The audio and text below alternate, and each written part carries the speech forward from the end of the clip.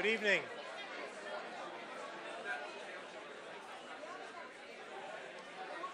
Good evening.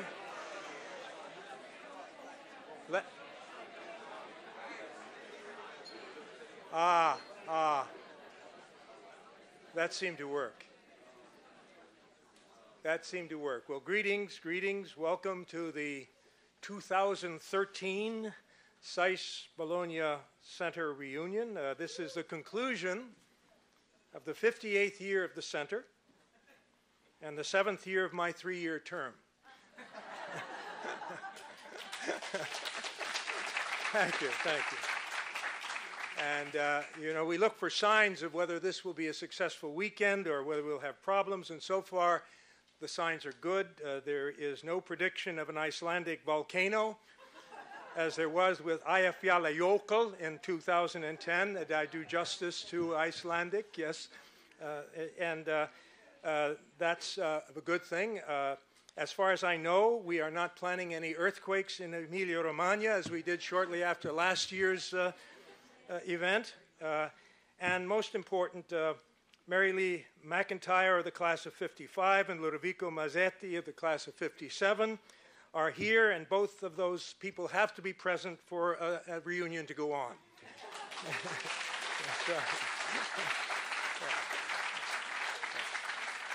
And in fact, this year I think they're joined by another classmate of Mary Lee's, Marcello Costato.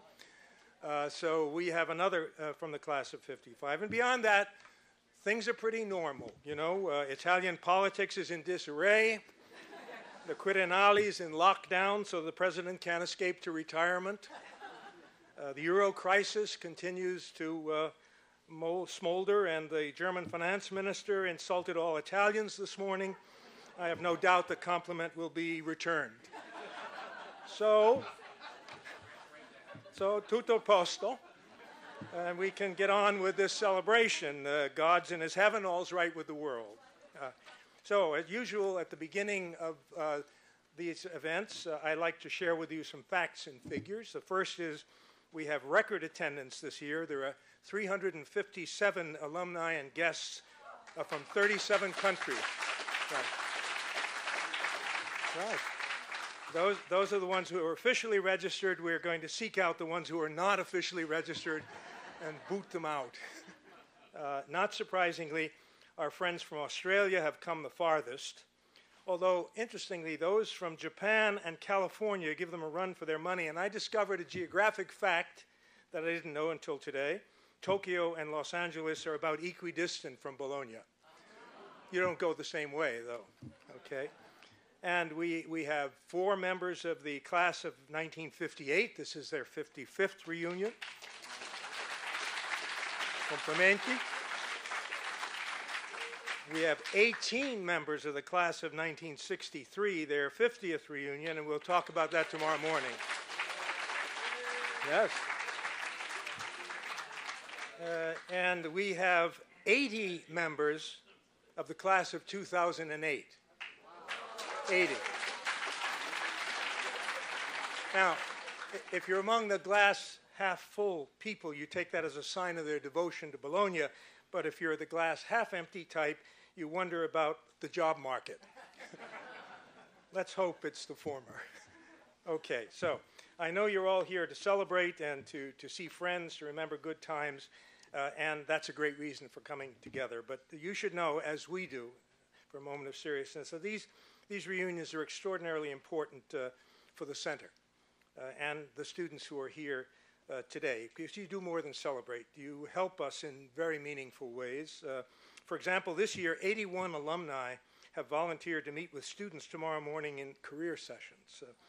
That too is a record number, which is quite wonderful. SAIS is both a graduate school and a professional school. The graduate school, of which we feel great pride, provides the depth of scholarship, but we are also interested in focus on the professional careers of the people who come here, and that's where you come into play.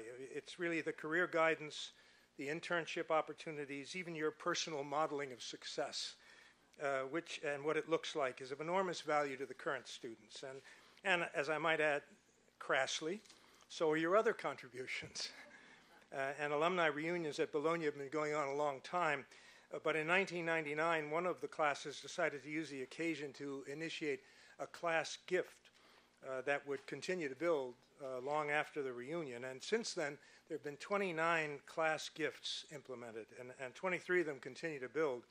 And they support many things. They support building renovations, some student fellowships, research funds, anything really that the imagination, the interests, or the values of a class find most compelling. And so for all of those gifts of time, money, benefit of experience, let me thank you on behalf of all of us at the Center. You do wonderful things for us, so thanks. Yeah. Okay. Now about the Center, there's always a lot more to tell than there is time, but some facts stand out. We now, for many of you, know this, but some may not. We have about 200 students every year. They come from about 35 to 40 countries. About 90% of them will go on to Washington for the second year, where they join with their other student numbers. And the numbers are such that our students who started Bologna represent about half of all the graduates in any year from SAIS. It's a very, very large number. The diversity in terms of countries is enormous, and those are very, very important ideas. I think over time, the partnership between Washington and Bologna has become more and more evident and more important. Those are things that are the same. You know, in French we say plus ça change, plus c'est la même chose, and it has a kind of cynical sound. But when we talk about the Center, we think of both continuity and change as aspects of responsible stewardship. You need both. The continuity is obvious in the quality of the teaching, in the dialogue in the classrooms, in the sense of community that we build over the years, and essentially the sharing of experiences and points of view that are, of course, stimulated by the global events that do change from time to time and occur around us. The Cold War, the energy and environmental crises, the Arab Spring, the Asia pivot, the creation of the EU, you name them. All of those become the issues around which dialogue occurs in the Center.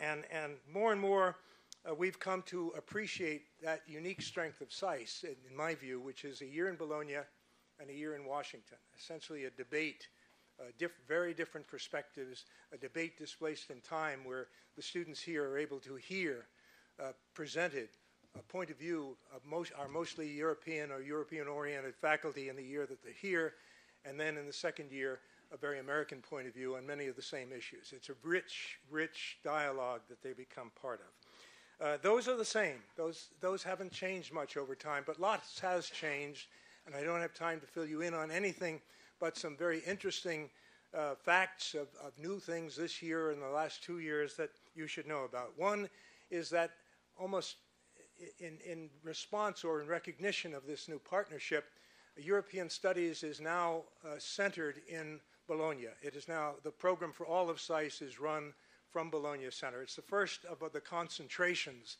which has actually been moved here to be managed from here. And it's done by my colleague, Professor Eric Jones, who does many things around here, almost everything. We've been trying to get him onto the maintenance crew, but so far he's resisted.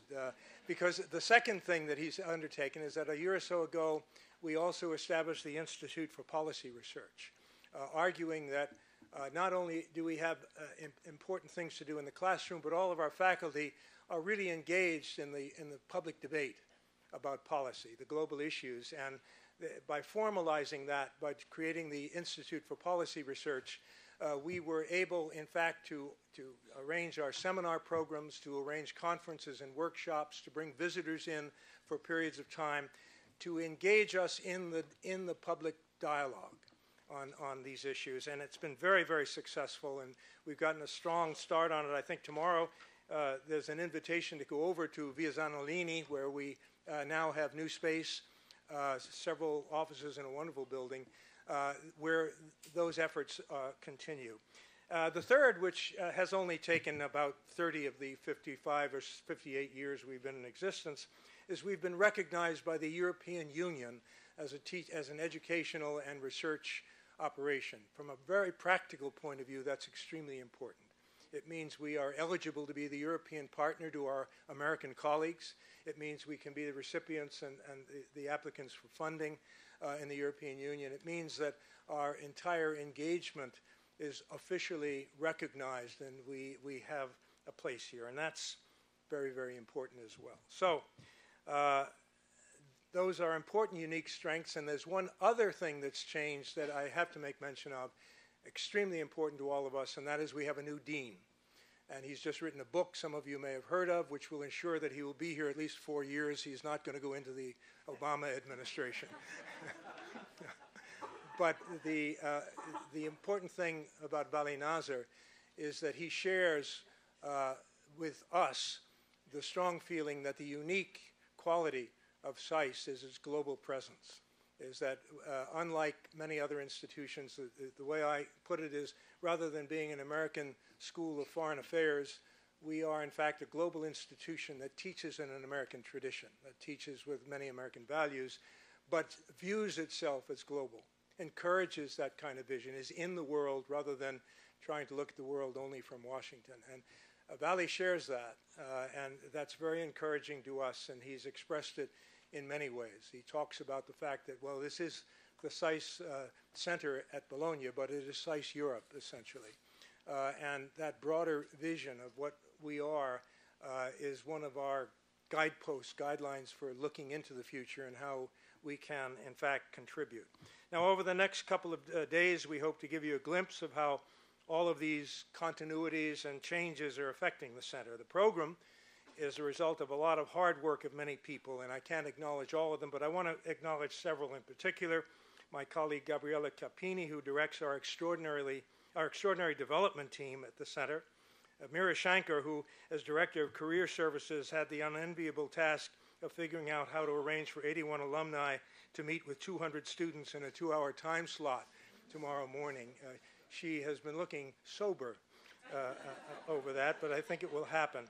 Francesca Torchi, who's been superb in carrying out the strategic planning as well as the enormous number of detailed tasks necessary to put this kind of event together. I'm sure many of you have spoken to her. Ivo Rossetti, whose talents and devotion to the center all of you know. I could go on and on about Ivo. He continues to contribute here in every way. And Professor Mark Gilbert, who arranged the academic programs this evening and tomorrow morning. Mark is one of our most popular professors, and I hope you get a chance to talk with him over the weekend. You'll discover some of the reasons why, but he has enriched the history part of our program in a marvelous way. So, on to the program, and for that I want to turn to my colleague, Mike Plummer, one of Bologna's best-known drummers, whose day job is to drum economics into the heads of our students and to give them the illusion that it's enjoyable. And the evening uses his talents to drum everything out of their heads, at least for a little while. Professore, dove? Ah, here.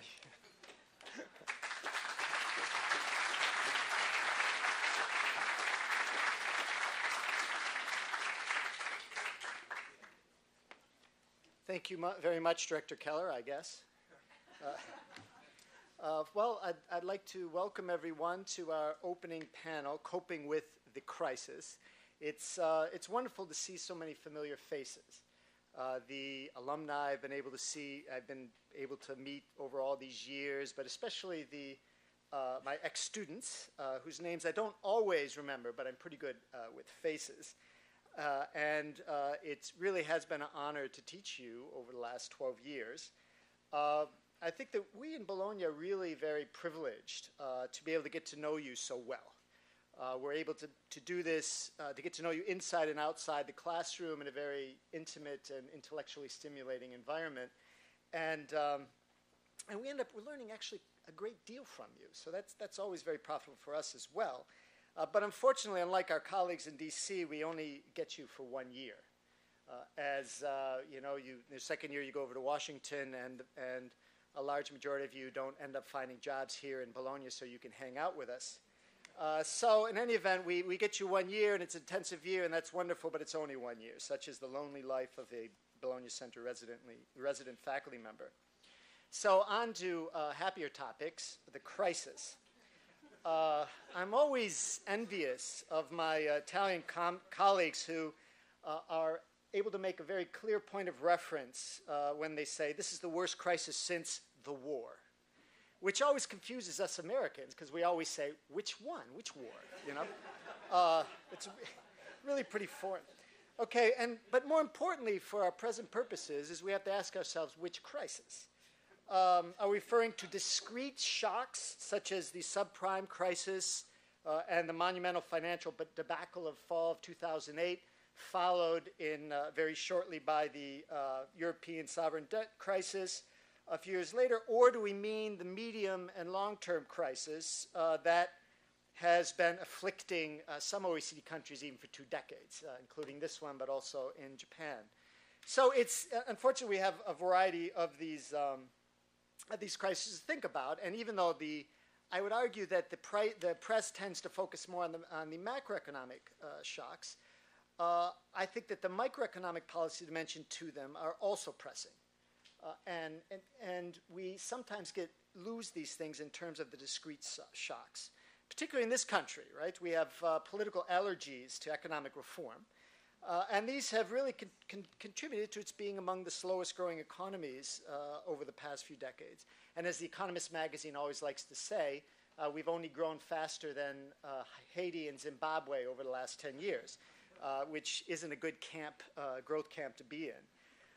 And in the context of a rapidly changing global economy in which the role of growth and efficiency-focused countries within emerging economies, within and outside of Europe, are becoming increasingly competitive, this lack of a more efficient and business-friendly environment will continue to be a drag on the Italian economy.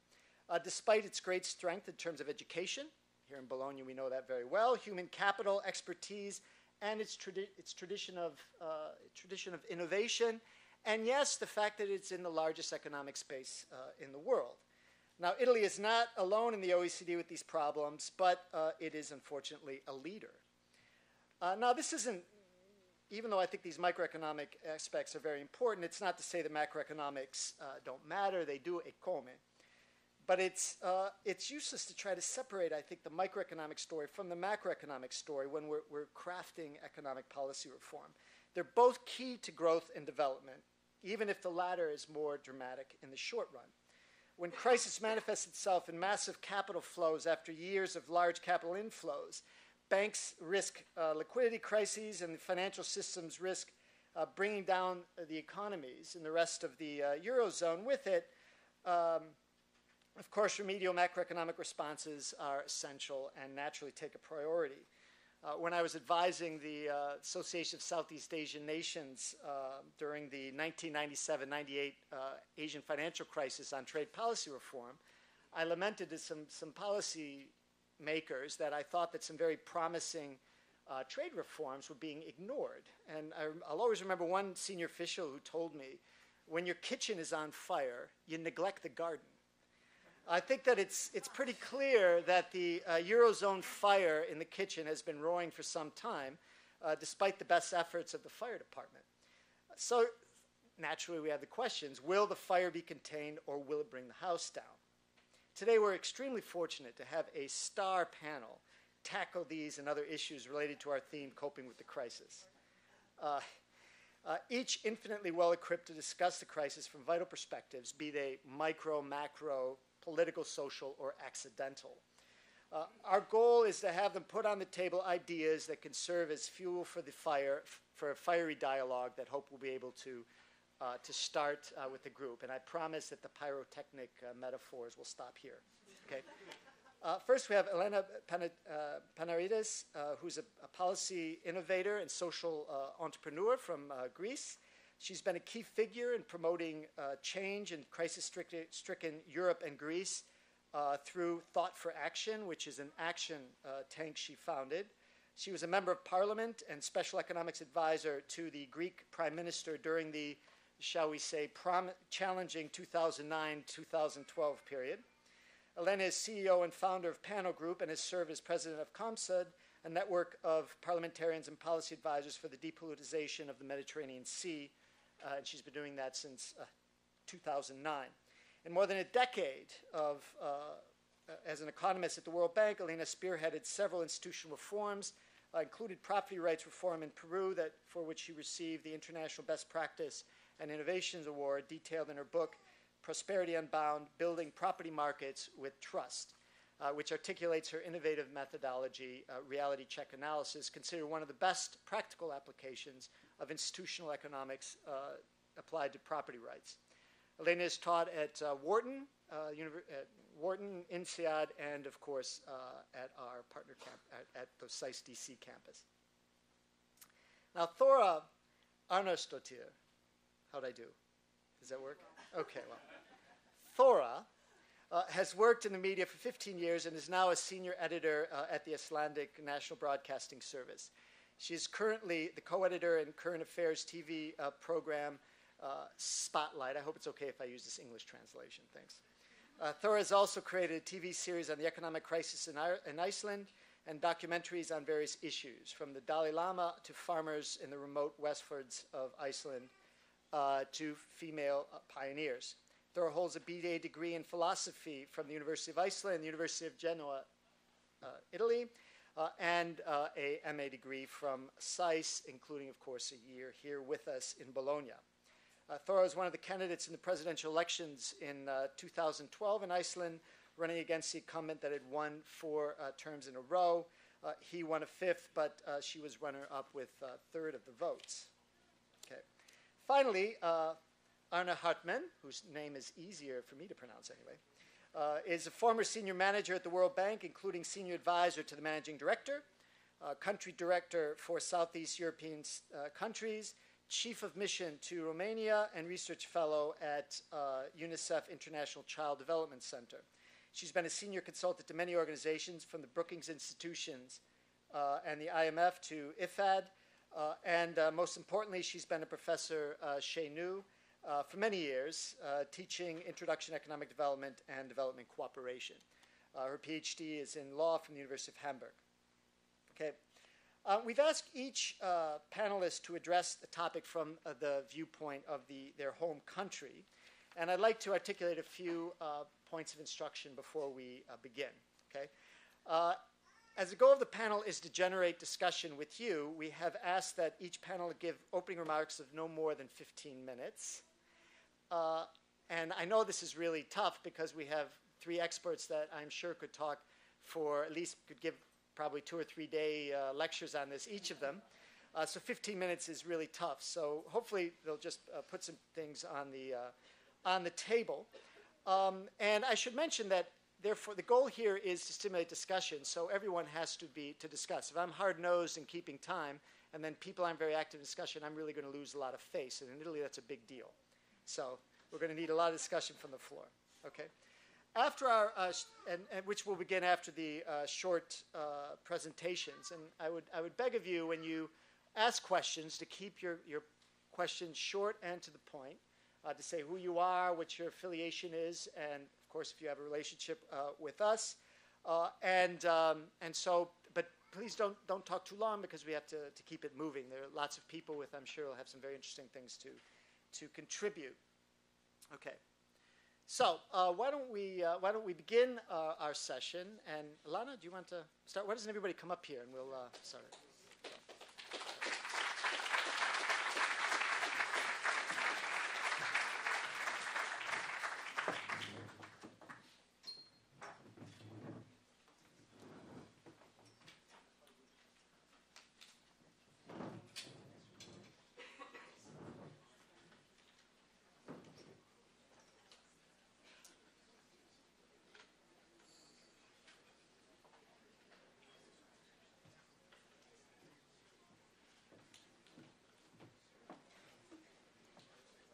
And we need to have we have a PowerPoint.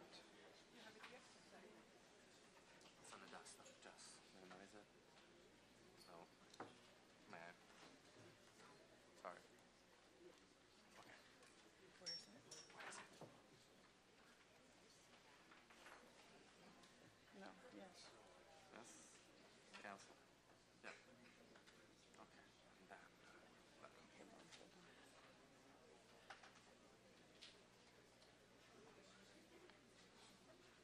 okay if I do it afterwards? Right? It's What? okay if I. How do you increase it here? Yeah. It's okay if I go backwards, right? Yeah, of course. Please. Okay. Wow. This one.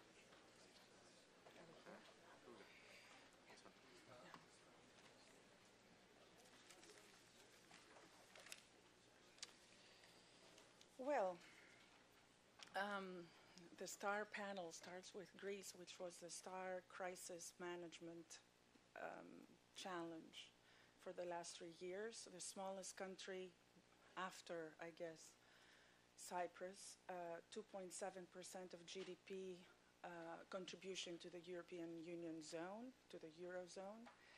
Yet, this marginal country, which was felt like that forever, became the center of the universe, the center of the macroeconomics and microeconomics and structural reform crisis. For the last 3 years, we had received the glory of our times. You know, Financial Times had George Papandreou and Greece on the front page for more than we ever wanted. We preferred to see the Acropolis more on the front pages, right? And they didn't do it again. They didn't make the targets again. Okay, so I will give you, I decided in these 15 minutes, which please tell me like in 3 minutes before the end or 5, okay? In this 15 minutes, I'll talk to you about, I'll split it in 2 areas. One is I will give you the inside information of Greece, which I'm sure you all know, but there is something missing. So that something missing, I'm going to give it to you today. Being a good SAIS graduate, there's always something missing. And then the second part is I will, after analyzing the impacts of the crisis to Greeks and the Greek economy, how has the crisis affected the European Union? And what is really that crisis? You know, what are we talking about here? Is this an earthquake? Is this a macroeconomic crisis? Is this a liquidity crisis? Is this a identity crisis, which I think in the end it becomes one? So let's start from the fact that Greeks are very proud people, you know. They've been around for 6,000 years. I get these interviews, sometimes questions from our fellow Germans. They say, do you think you're going to make it? I said, well, you know, we've been making it for 6,000 years. I think we'll make it again, don't worry. That's a quick response, right? So this enormous heritage we're very proud of. I am half Spartan and half Athenian, so I'm even more proud because the Peloponnesian War has not even finished yet. So yeah, it's still there. Mom is Athenian, Dad is Spartan. They're fighting as if there is no tomorrow.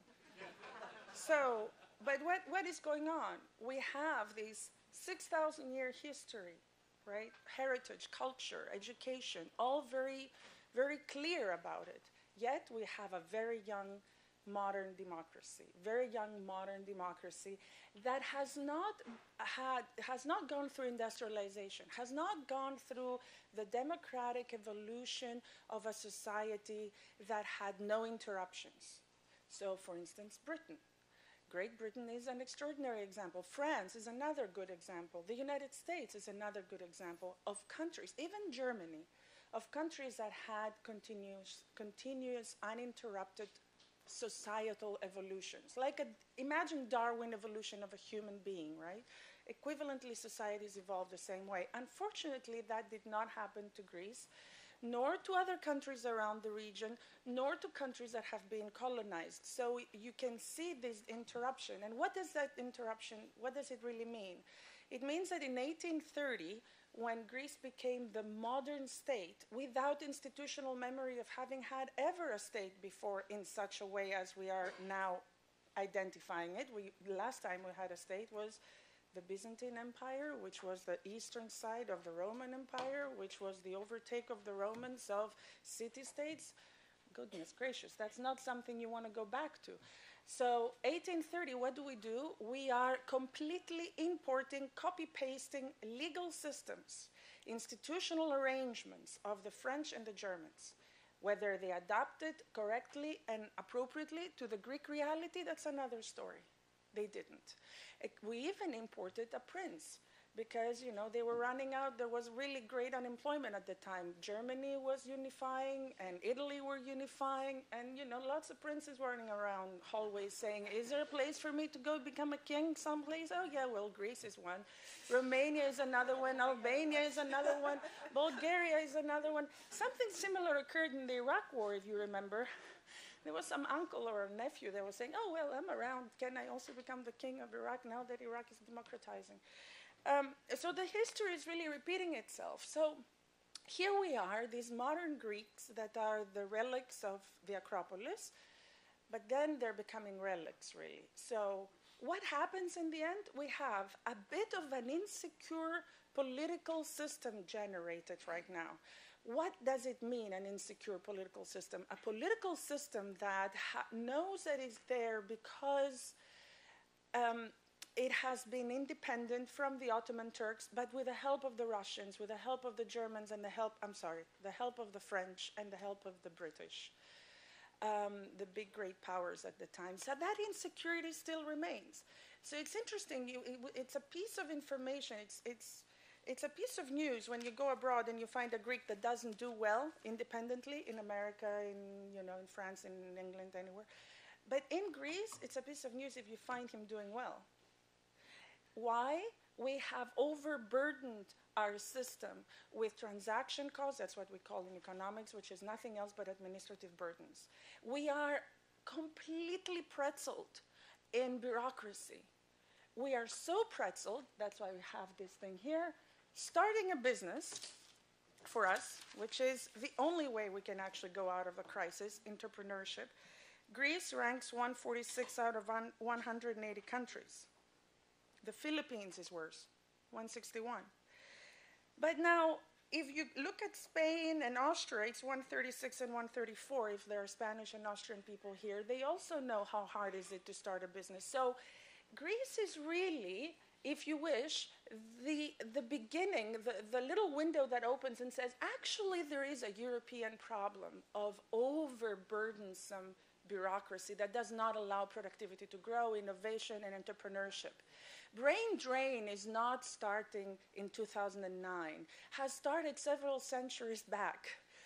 Mr. Plummer, I'm sure, who is an American, has heritage that comes from Britain or Germany or France or somewhere. All these people that fled the European continent in the 1800s, they didn't really fled it because, they wanted to do a vacation in the North Shore of, Boston. They fled because they were completely suffocated. They weren't able to be entrepreneurial in their own environment. They weren't able to have a freedom of their own expression. Now, what happened to Greece, though, in simple facts, is that we got into a situation where the insecurity of the political system, me being the senior economic advisor of Prime Minister Papandreou, trying to tell him, we can do it, and he would say, well, let's first talk to the Germans. Now he doesn't really like that idea. He doesn't want to be reminded that I told him, don't talk to the Germans first. You can do it yourself. You can come up with a plan of your own. But that insecurity has been coming along for a while, right? It's not just George Papandreou, which everyone now thinks is, the terror out there. Any prime minister in Greece doesn't feel secure enough to be a leader, except, of course, very few of them. Yeah, we had Konstantinos Karamanlis in 1974, Andreas Papandreou, for better or worse, in 81. I would even go and say Metaxas was a leader in 1945 who said no to the invasion of the Italians. Now, what were the problems in the Greek crisis? Is it really well diagnosed? No, completely misdiagnosed. Everybody thinks that the Greek crisis is an accounting crisis, it's a liquidity crisis. It's as if you have a machine, right? A big company that runs and produces gadgets, produces stuff like that, right? But it runs out of cash, of running cash. So if you generate a bit of austerity, then you will be able to pay the bills in the third and fourth and sixth month. So they show up in 2010 saying, we're having a great program for Greece. It's all based on austerity, okay? And in 2011, we'll be all perfectly fine. Complete nonsense, because our economic crisis in Greece is not an accounting crisis. It's not a liquidity crisis. It's a serious structural crisis. We are not producing anything. Zilts. Don't laugh too much. The same thing applies to other European Union countries. That's why I have these wonderful charts out there, so I don't completely outline myself. So, how did we survive, though? We survived with European Union transfers, right? Which were, unfortunately, not well organized, not well guided, because our government pretzeled, as I explained before, with, you need to go to Mr. X and Mr. Y and get this stamp, and then go to Mr. Y and get this other stamp, and then whatever. You end up generating a clientelistic political system on one hand, and an extraordinary growth of vested interest on the other hand. Final conclusion of what happens today: 9 austerity waves. 9 austerity waves. My dad's pension is reduced by 62%. It wasn't big to start with. It was close to 5,700 euros. So minus 62%, you make up your calculations. People are living on wages, on pensions of 400 euros. You can raise your eyebrows. You can give me an extra minute, because the eyebrows are raising, so it's good. I need to give them a bit of sinking time. And then we also have, I'll give you the other example, police officers, 600 euros. Judiciary, completely dismantled. The government is not functioning, and then we wonder why, there is this hate crime of strawberries in the Peloponnese. I tell you, there is hate crime everywhere if you have no government to take care of anything. So the conclusion: unemployment, 62% for youth, 27% regular unemployment. This is really an economy post-war. It was not like that in 2009. It's gotten like that right now, and it's continuing, and it's going very fast down, with our nose diving very, very quickly to a no end. Now, there's a solution. Of course there's a solution. And the solution only comes with a very simple answer. I'm sorry, I'm going to translate from Greek. Men have to wear their pants and be leaders.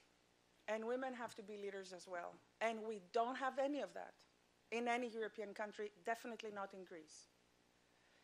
We have ended up organizing a government that basically is an administrator of a team that has created a solution over a misdiagnosed crisis. And the only thing they do is they package it and wear it and tape it and window dress it in any way, shape or form you wish, so that it is better absorbed by the Greeks. And as I said, they've been around for 6,000 years. So what's the big deal? They're going to be around for a little longer. It's okay. They're good people. We're going to reduce our salaries again. So inflation, although we follow deflationary measures, is really high. It's close to 7%. Today I went to have a cup of coffee in Bologna in the center. It costed 2 euros. Try to get a 2 euro cup of coffee in Greece. Invite me, please, because it's usually 4.5 to 5. So what is the conclusion? Simplicity, consistency, leadership. Simplicity, consistency, and leadership. And I don't know how to use this computer here. I'm sorry. I had one little bit. Maybe I do know how to use this computer. Do I know? Okay. We have changed our tax indicators about 8 times since 2009. 8 times. And we're still taxing those who we taxed before. So if you taxed somebody 10% and he made $100, you get $10. If you tax him 50%, you get, 50. If he makes 0 and you keep taxing him, you make 0. So what we ended up having is a reduction of our income, government income, reduction of salaries to police, judiciary, and so on. So it was already terrible, and it's getting worse. And a social unrest that is completely, no one wants to talk about it, but it's growing. It's growing, and I'm very much afraid it's going to be devastating. Okay? My solution to this answer was that I quit myself from being in parliament and a formal advisor that was receiving a formal salary, and decided to take the Foundation Thought for Action, the action tank from the United States to Greece, as a platform to provide to everyone in Greece the reduction of confusion. No one has any idea, why is this crisis around? Why are we having it? How we're getting out of it? We have been all receiving lies. Cachet, we don't talk to the children. And then what we have generated is animosity, hatred, discontent, and everybody hates the Dutch and the Germans and the Finns and the Northerners and the Southerners and whoever else, anybody around us. We're angry. And equivalently, the same thing occurs the other way around. Now, if anyone thinks that this is a sustainable way of getting out of the crisis, please tell me, how do you really see that? Because I don't. It was a great pleasure addressing you today, and I will be looking forward to the questions.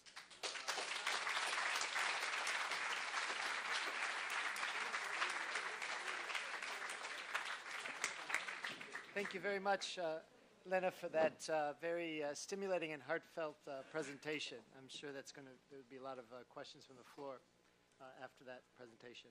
So it brings us to Thóra. Yes.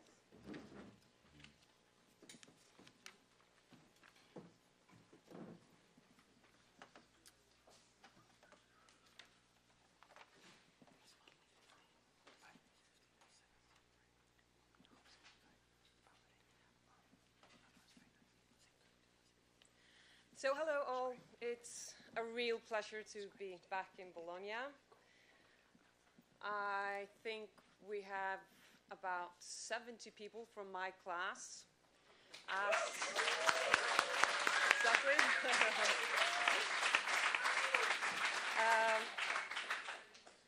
It was probably the best decision, one of the best decisions of my life, to decide to come here. If I hadn't, I'm pretty sure that I would not have the knowledge that you need to give this presentation. There's one thing that Professor Plummer mentioned here in his opening remarks.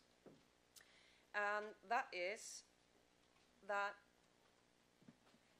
we all talk about the global crisis. It's not a global crisis. It's not a crisis. Each and every country has its own. And therefore, there is no blueprint for the solution. And as Elena said, it's very important for the people to understand and know why did it happen, how did it happen, because otherwise there's no way that you're going to get out of it. Where did it really come from in Iceland? Well,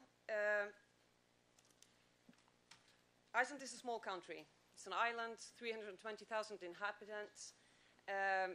We got full independence from Denmark in 1944, and the growth since then, since after World War II, has been spectacular.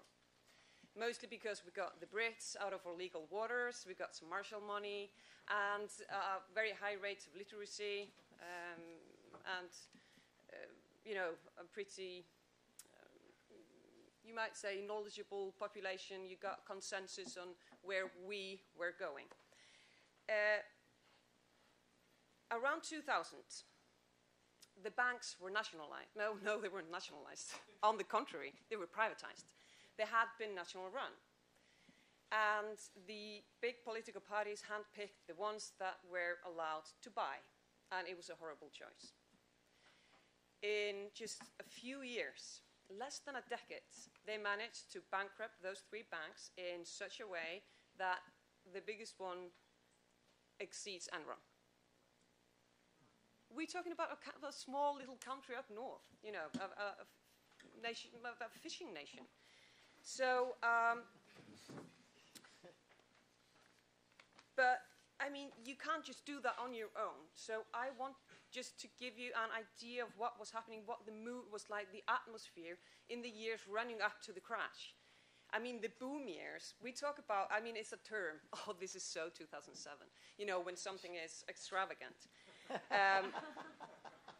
You know, this is the Icelandic business, from the Icelandic Business Report, Business Council's report in 2006.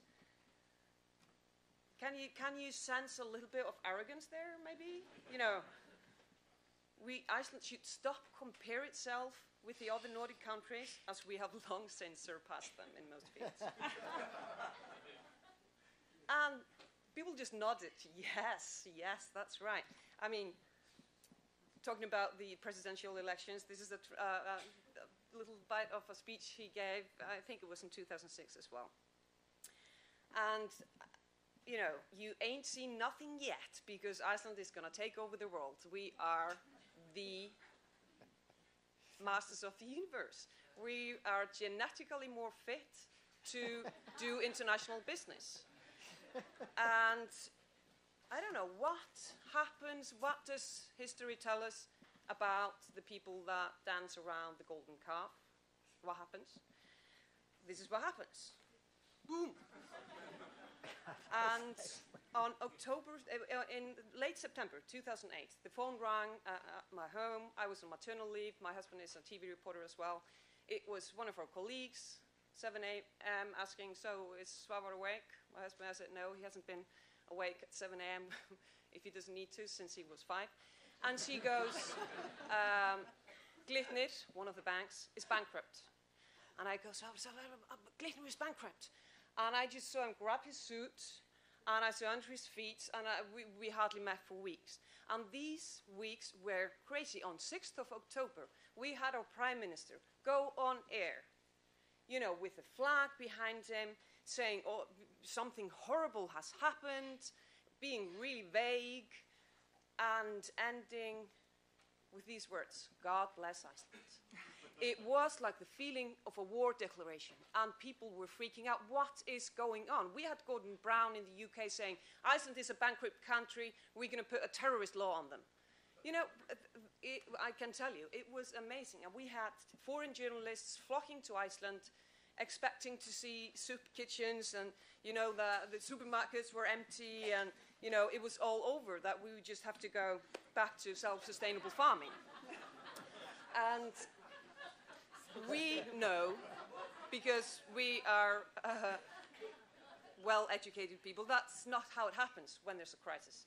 It doesn't happen immediately. It happens slowly. People go take out their savings. It happens slowly. So I say, let's take a look at a few numbers, because we're a number of people. This is the unemployment rate from 2006 still. Unemployment was basically non-existent. And we had tens of thousands of foreign workers. We had like 15,000 Poles move to Iceland to work. You see the jump in 2008. It's now around 6%, a bit more than 6%, which is really high in Icelandic terms. We have always rather chosen inflation than unemployment. And this is just unprecedented. And so this has been, we have elections tomorrow, and this has been one of the things that people just cannot get to terms with. We don't want unemployment. I mean, when you compare it with other countries, it seems like a really low number. But as I said, it's always a question of culture. Here you see the inflation, see where it went. And here's the thing. In many countries, it's possible just to print money to get out of a crisis. This you can't do in Iceland because almost every mortgage is indexed to inflation. So when inflation goes up, your loan goes up, your mortgage goes up. And you can imagine what happened to those loans, to those mortgages during those years. They doubled. Suddenly you have been paying and paying and paying and paying, but you always owe more and more and more. This is the interest rate. I mean, We had CNN come over in 2008. I just met them in the street, and they said, "Can we interview you? So, what's the economic situation?" And I said, "A country with 15% interest rate, something's not right there." Now it's around 6. Here's the exchange rate. You know, those years. What I sometimes think of when the exchange rate was like 60 crowns to the dollar, I just think of all the stuff I should have bought. Because now, all the gadget that I could have ordered and, you know, gone to the US and just on a shopping spree, because now it's 120 with capital controls. If the currency would be floating, who knows what it would be, 300. But you can just imagine what this does to inflation, because we import a lot of stuff. So the prices go up, obviously, when you have to pay double for what you buy from abroad. And another thing about this, because the ones that gave up on the index loans, they started borrowing in foreign currency. So they had mortgage in Japanese yen, Swiss francs, euros, even Canadian dollars, US dollars. And what happens to your loan when your currency, the one that you have your income in, depreciates 50%? What happened later is that the Supreme Court judged those loans as illegal. So everything had to be recalculated, and the people that had already lost their houses and cars said, "Hey, what about us? And who owes who what?" Total chaos. And this has taken many years. It's still there.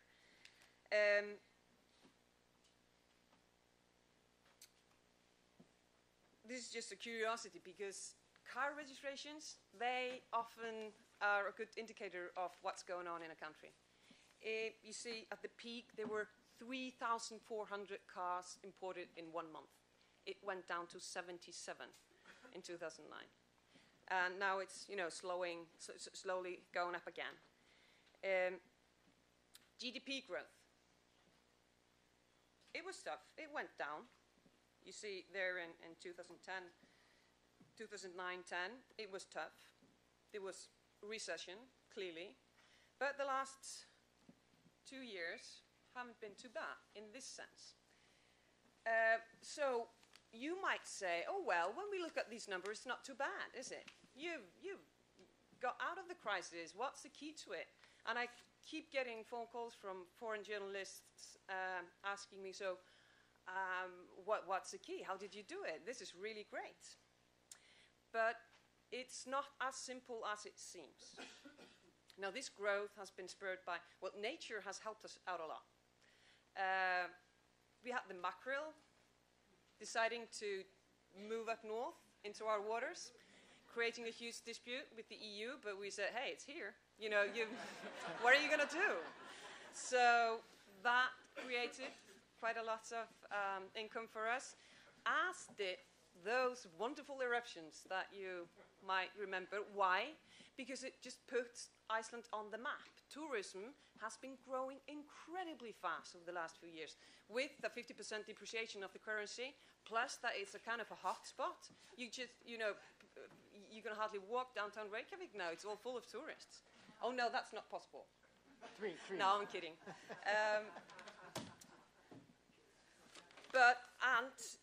So it's a very fragile, it's vulnerable, and we're totally not out of it yet. We have capital controls, and foreign investors and foreigners that own 800 billion Icelandic crowns, which they want to get out of the country. Now, the 800 billion crowns is almost 7 billion US. For a country small like that, that's a huge amount of money. So the capital controls aren't going anywhere for years, also because the state has to pay off their foreign debt. And the trade exchange has been positive over the last 3 or 4 years, but just barely, so we can pay off our debts. So what do you do? The central bank has tried this. You can buy Icelandic crowns with 20% discount. So the ones that own those huge sums of money, they're trying to create an incentive to invest in Iceland. But when you have capital controls and unstable political situation, you don't know what the tax law is going to be. It's been changing all the time.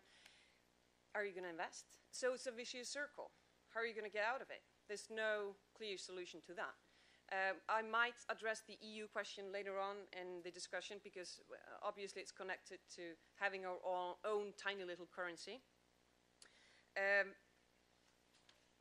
So, who's to blame? That's also a key question.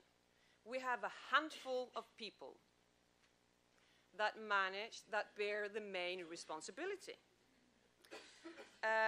But the left-wing government that was elected after the kitchen utensils revolution in Iceland is not like Greece or Italy, where people, va scendere in piazza, to protest all the time. Oh no, and in January is the coldest month of the year. We had thousands of people downtown with their pots and pans saying this government is incompetent, it didn't tell us what was happening, why didn't you warn us? We want election, which is what happened. And for the first time since '44, there was a left-wing government, which it's a miracle that it's still alive. We have elections tomorrow, like I said. 11 new parties.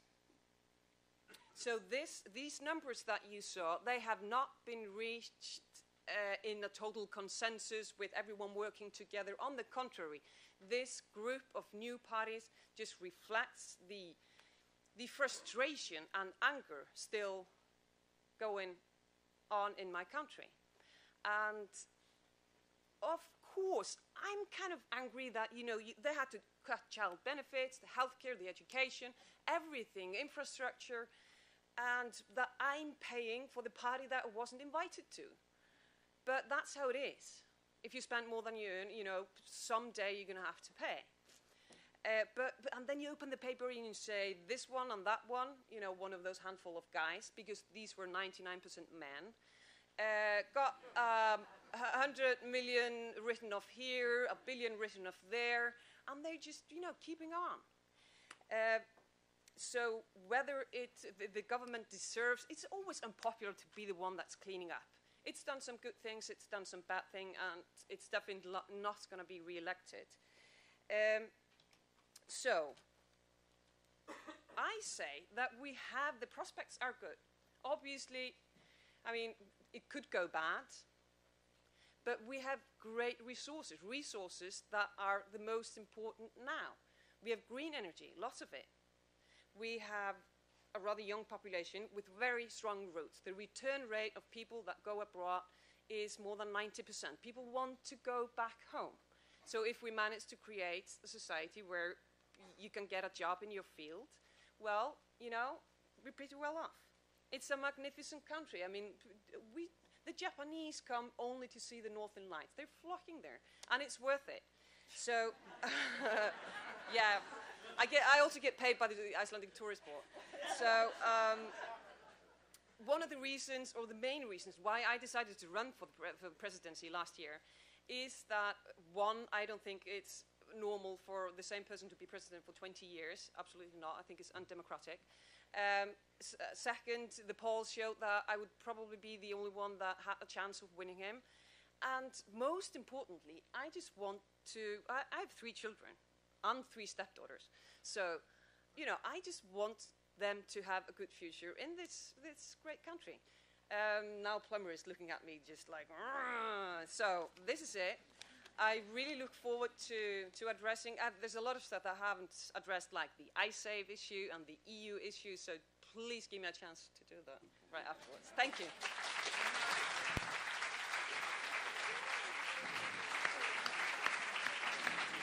Thank you. Thanks very much. Thanks very much, Thóra. I'm sorry to be the bearer of scarcity, but being an economist, that comes with the field. I'm also actually got a good idea for a paper on the elasticity of the exchange rate on macro flows, which I think would be a really interesting paper. Okay.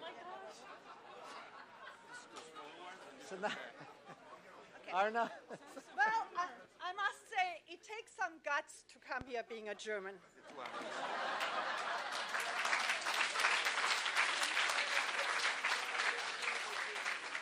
Traveling to Italy speaking in a panel with a Greek on coping with a crisis. Now, I must say, after I got my education at the Bologna Center and some more in Germany, I went to Greece on my first job. I was as a very junior member in the transition team for crisis industries of the European Union for Greek to come. They stayed for a long time. And I was supposed to advise them, with many others, how to survive in the European Union.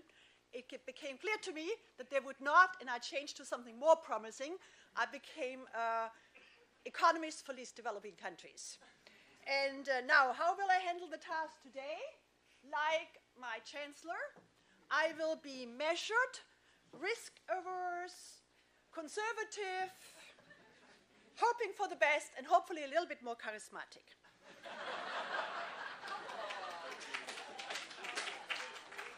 Now, let me say the following. How do the Germans cope with the crisis? And I'm sorry to say, right now, pretty good.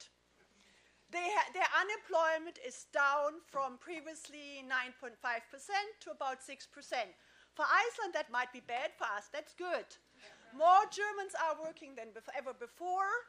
The opposition says they have lousily paid jobs, but we are still happy that so many of us are working. Our real wages are increasing. That's good, because they have been declined for about 10 years. So actually more money is coming into the households. And interest rates are low. We get cheap access to resources. Our chancellor said yesterday that we should increase them. It's a bit unusual for her. But we have the benefit of very low interest rate. Has some negative side effects, because a lot of Italians and Greeks coming in and buying up our property, and we start to have a little bit of a housing bubble, which we never had before. But all things considered, Germans right now are pretty pleased. Now, it's a bit of an illusion, because we don't have high growth. We have very low growth. And the latest figures are very disconcerting. In fact, we had declines, and we're looking for 2013 of a growth of 0.5%. Nothing to be proud of. But it hasn't really come home to the household level yet at this point in time. Now, how does our government look at the crisis? And here I must say, they profoundly believe that growth in Europe has to be brought about by structural change. That's not a vision shared by many, as you know. Many of us argue, no, I don't find my picture, but many of you argue that this is not the right thing to do. But the argument of the German government is, how Merkel and her cabinet is, that there has been over-expansionary fiscal policy, there has been too high debt, that this endangers the European monetary zone, it endangers the European Union, and what is needed to bring the economies back on a sustainable path is structural reforms in the real economy, combined with fiscal contraction and stabilization measures. There's also a deep-seated belief that central banks should be independent. Inflation control is their task. And none of this business, what the Fed does, stimulating of employment, we don't have that in our Bundesbank charter. And the fact that now the European Central Bank pursues so many other objectives actually creates them discomfort. There is also the belief that, yes, bailout, to some extent it's necessary, but in order to really agree to a bailout approach, we need to have a reconfiguration of the European Monetary Union. The conceptual approach is there is an issue in the architecture of the European Monetary Union. That we look at economies which are profoundly different, and we weave them together. That's a good thing. We have that in nation states, we have that in Germany. That will require transfers, but it requires more Europe. It requires a different construct. The vision of the government is that you need a much stronger fiscal union. You need a common finance minister for Europe. You need stronger aligned European policies. labor market policies. You need a banking union with strong banking supervision, and you need a stronger democratization of Europe. Because if we delegate more sovereignty to Europe, we need political processes to empower these decisions. And the Germans also believe, the German government, that you need to have a change in European treaties for that. That's a very ambitious project, which is not shared by many of the other European member states. And also the German recognizes that this will be an ambitious project, but they do believe it should be anticipated. Only then would they actually agree to a profound transfer union. So the notion that you actually have to transfer resources is entirely in that construct, but it needs to be embedded in more Europe, a stronger fiscal package, a stronger fiscal union, and more aligned policies. How does the German population see its government? All in all, they think they do a pretty good job. Frau Merkel has high approval ratings. There's not a huge difference among the parties how to handle the euro crisis. There's some difference about on the euro bonds, but not profoundly. There is, however, some dissent coming up, and you might have read it in the newspapers. About 4 weeks ago, we have a new party coming up, have been founded, which is called Alternative Deutschland, a name chosen because Frau Merkel argues all the time there is no alternative in Germany to what we do. So the argument is, yes, there is an alternative. Leave the euro. At this point in time, we assume that about 3%, that's an approval rating of about 3%, it could be 4%. That comes primarily from the right wing, which could actually endanger somewhat the upcoming election of the Christian Democrats in September. It is considered a minority opinion, but it's very vocal right now. Not shared by no means shared by the minority, however, could upset the political fabric.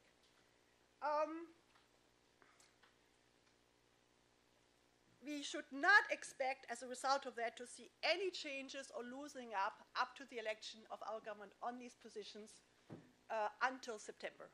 The idea is probably that after September, after the September election, we could see a readjustment in some of the very staunch austerity positions, or also stronger move towards euro bonds or joint transfers, but definitely after the September election.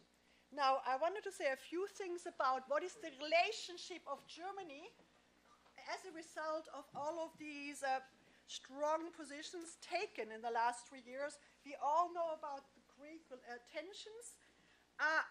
We are deeply concerned about the divergent position between the UK and Europe. I mean, as I said, Germany, the German government, and I mean, German people still overall strongly believe in the Europe and in the monetary union, are worried about actually that the UK might leave the European Union, which is certainly not something Frau Merkel and the government or the majority of the Germans would like. There is a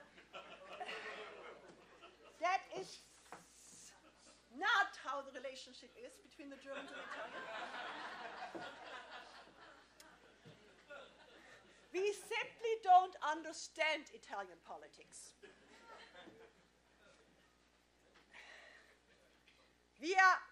I mean, I understand that, I haven't read it yet. I mean, you said it.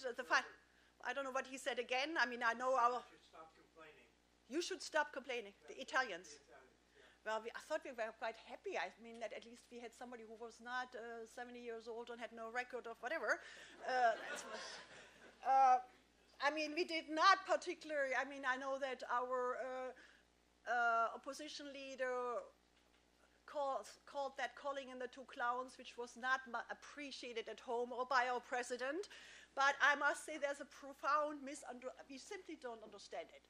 And I mean, since these Germans are very worried about the economic health of Italy, there is a worry about the political process, how these adjustment process would be managed. Now, really the major concern is the disconnect between the French and the Germans. Germany was originally a reluctant leader in the European Union. There was always much comfort that there was a German-Franco axis in the European Union. I mean, we have, after all, a fairly atrocious history as leader, and feel very, do not take comfort on being upfront in Europe. We were told by Thomas Mann right after the war in one of his famous speeches, build a European Germany, don't build a German Europe. And Germany was, at least certainly also Frau Merkel, in the initial stages of the Euro crisis, a very reluctant leader.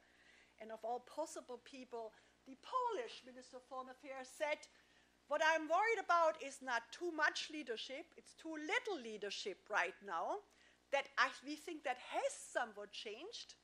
And given the divergent positions one has on what the German government pursues in terms of European policies, austerity policies, one could say maybe that's good that they're somewhat not as upfront, but we are worried of being alone in this leadership. It is not good for Germany, nor good for Europe, that Germany is so much in the forefront of this, and this missing link to the French is a real concern. There are massive substantive divergences between what Hollande proposes and what the present German government wants. The German government approach is structural reforms and growth through structural processes. What the German population, or what we perceive, is that Hollande wants to have a strong fiscal demand stimulus directly directed towards enterprises. That in Germany at this point in time is perceived as non-acceptable, but this lack of Franco-German axis is a major concern for Germany in the European Union, and how we position ourselves as leaders. Now, what does it mean to us, or what does it mean to Germany? Most Germans believe that their government is doing a good job.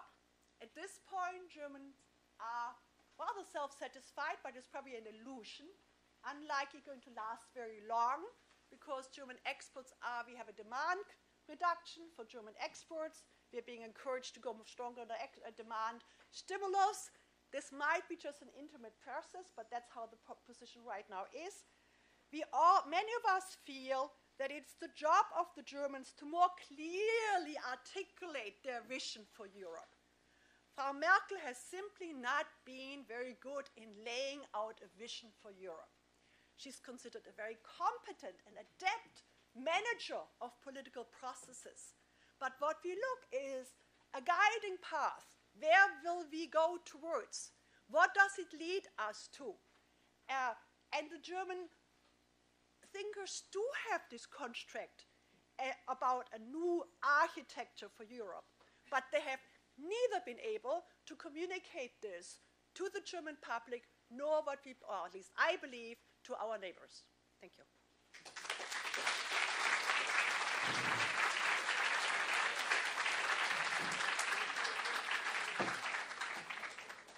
Thank you very much, Arna. I think we've had a very stimulating star panel thus far, and they were extremely punctual, for which I'm very grateful, because now we're going to be able to tap their expertise on various issues related to coping with the crisis. So what I would like to do is open up give the floor to you to ask questions, and we'll take a few questions, and at a certain point we'll answer them and then open it up again.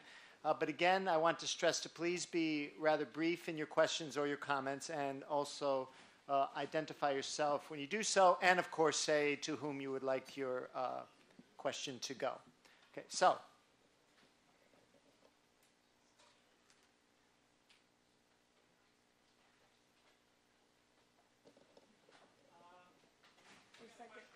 You're going to get a microphone. Hello, everyone. I've got a question here for Thóra. In your discussion, you had mentioned something about mortgages being inflation-based. But you also said that inflation in Iceland tends to be very topsy-turvy. Why are these mortgages inflation-based if inflation is so unpredictable? Oh, yeah, call it. Maybe that'd be good. Okay. Next question, please. And please identify yourself as well.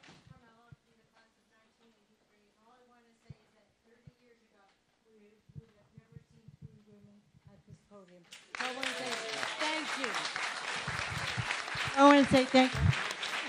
I want to say thank you for being at the podium. No, That's all? no, thank you. Okay. Please. We've got one up here. The microphone? Thanks. Yeah. Due to the draconic time management, the speakers had to focus on the situation in their own country, but didn't come to the point, with the last exception, the effect on Europe. And what will be the effect on Europe, the Greek crisis? And there is this phrase that first things have to get worse before they get better. I think this is not only a slogan, it's also a lesson from history, and crisis is a Greek word, I understand, and it has one always can forge new opportunities out of crisis. Could you comment on that? Why don't we take a few more before we let the panel respond? And please identify yourself.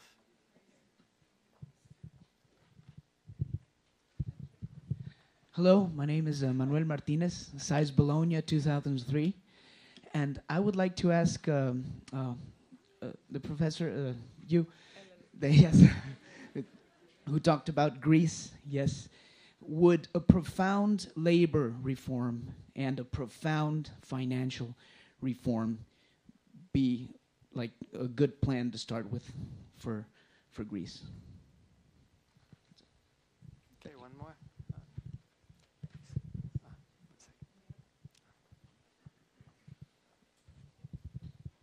Weird 7 from 2003, 1983, so I must be 1973.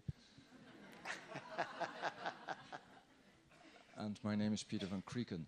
We talked about a financial crisis, to some extent a political crisis, but as we are here in an institute of higher learning, isn't it an intellectual crisis as well?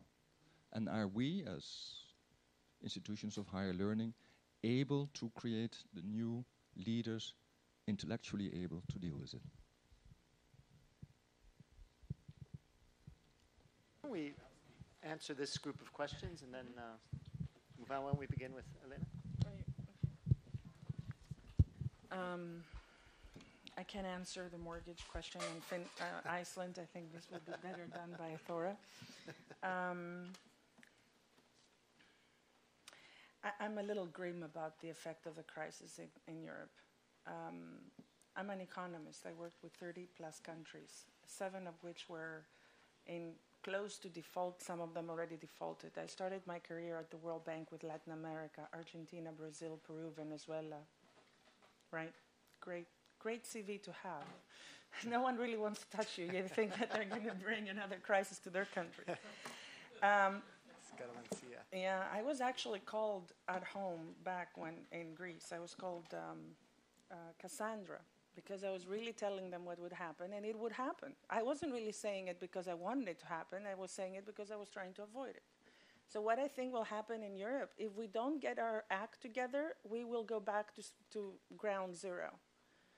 The fact that Anne is saying that she feels uncomfortable sitting here, or she felt uncomfortable, now I hope she doesn't feel uncomfortable anymore, is really worrisome to me.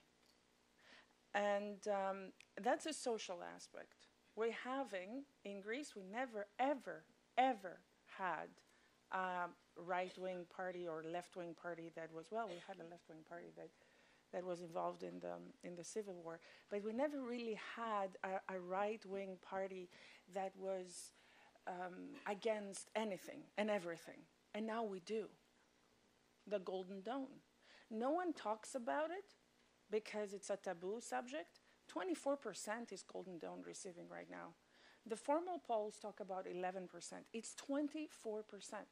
I'm no longer with government, so I can tell you. So what will happen in Europe? I can tell you right now the grim scenario. Germany will probably move out of the euro and be very happy on its own. Not tomorrow, not in a year, but toward, I think it moves towards that this direction. As a matter of fact, I was giving a class at a seminar at Columbia University, and I was receiving these suggestions from people that are not European. They're from Asia, or they're Chinese, or subcontinental, and they would say, you know, why is everybody talking about Greece getting out of the euro, and no one is talking about Germany getting out of the euro? That's a more sustainable suggestion. Germany is a stronger, growing economy, can handle itself very, very well, and the rest remain in the. I'm not telling you I'm in favor of that. I'm just reporting. So this is the grim solution, which is not going to be very good, and I think it's going to be terrible for all of us who studied European studies at SAIS, and where David Kaleo is going to become very true, where he said the comparative advantage of the Europeans is to basically fight with each other all the time. And 75 years after creating the European Union, for all of us to be happily peaceful, I think I'm afraid that's the road we go.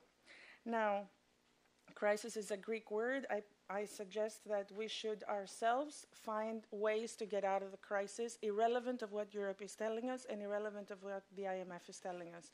Simplifying our productive capacity has absolutely nothing to do with the rest of the world. We can reduce bureaucracy overnight.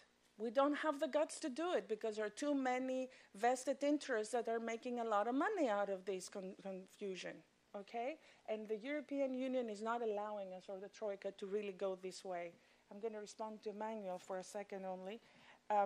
We don't need profound labor and financial reforms alone. We need a profound government change.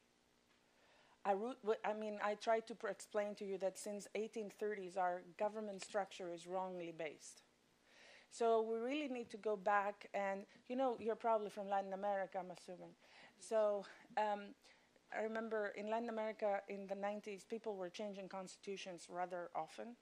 And I was from Europe thinking, what is this? We don't change constitutions? What is this? But then I recognized, as an institutional economist later on, that they had to because it was never their constitution. It was an imposed piece of paper that was involved, right? So I think we need to do, and structural reforms are very different from austerity measures.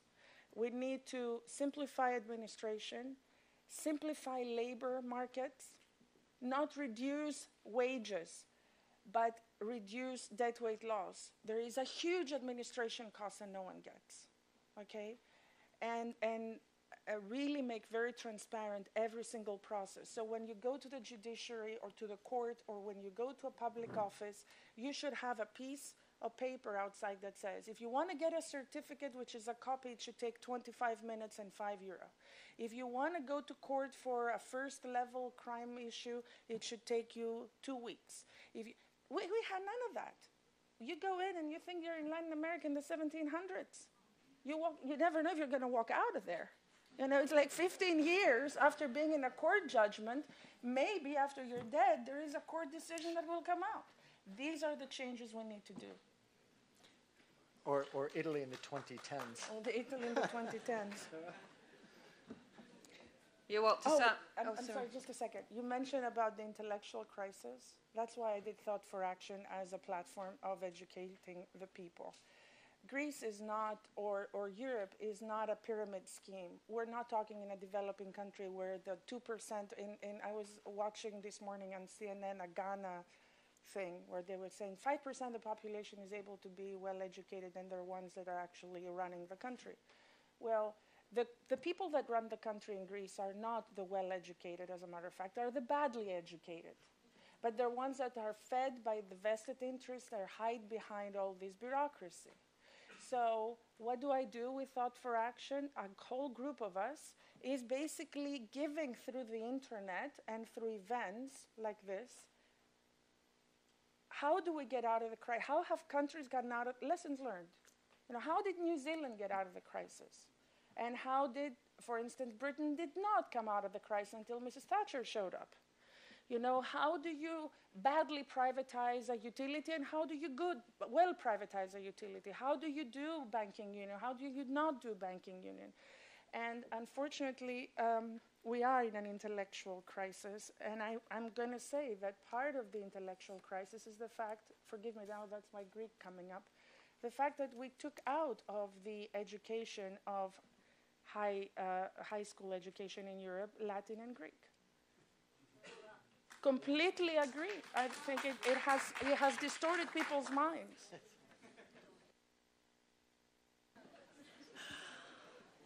Yes, thank you. I did one course in Latin ages ago. Oh, yeah? Yeah, might have saved me. This, you ask why are the mortgages inflation indexed to inflation? It's, and this is Jeff Saka, he's 2003. It's exactly because it's so unpredictable. So if you're a bank, you don't want to give out a mortgage with fixed interest. We have a whole generation, the generation that is now going into pension, that basically got their housing for, dirt cheap because they borrowed and then the inflation went up and they just had to pay less and less and less and less. So the indexation is just because there is such a lousy government steer of, we have the same problem as so many European countries. There's the fiscal problems. And they go, the depreciation of the currency would happen every once in a while just for the fisheries. It's like, oh, let's have a depreciation. They're having a difficult time. It's a very, and that's the reason. Also because that way you always know what you're going to pay, but what you don't realize is that your loan keeps getting higher and higher. You're going to pay it later and later and later. It means that you don't lose your house. The point about the intellectual crisis, I think, is very spot on. This is a very fertile ground, and I think there's a real danger of, partially because lack of good leadership, partially because of this. The political crisis is also an intellectual crisis, where there is such a fertile ground for extremism, for nationalism, this is where fascism comes from. Unemployed young men that are really angry, and they are given a reason to be angry. And when I say there's unemployment in Iceland, it's not because there aren't any jobs. It's because we don't have people with the right education. We need people with more technical education. These are mostly uneducated people that can't find a job. Computer, software, all the growing industries really need more people. We're importing people to work there, but SAISers, yeah. Well, But and one thing about this thing about, yes, it's such a huge crisis also because the best people, why would they enter politics? It's disgusting. You lose your private life. They will find anything on you. It's badly paid, and you don't get to do what you want to do. So I have seen in my country, like in many other countries, that the best and the brightest, they're just running their business, having a nice life. They're not ready, and when they're approached and asked to run, they'll just say, why would I cut my pay in half and have a miserable political life? So that's why there's a certain type of people maybe that enters politics, that has vested interests. And I think democracy has, reached maybe some kind of crossroads where we have to decide where we're going to take it from there. Maybe, I don't think it's enough to introduce again Latin and Greek, but, it might be one of these steps. And we have been, looking with condescendence on Africa and say you have to fight corruption and you have to introduce meritocracy, etc. And what? Sometimes we just have to, take a look out of the kitchen window where we're trying to extinguish the fire and see that the backyard is in a pretty bad shape.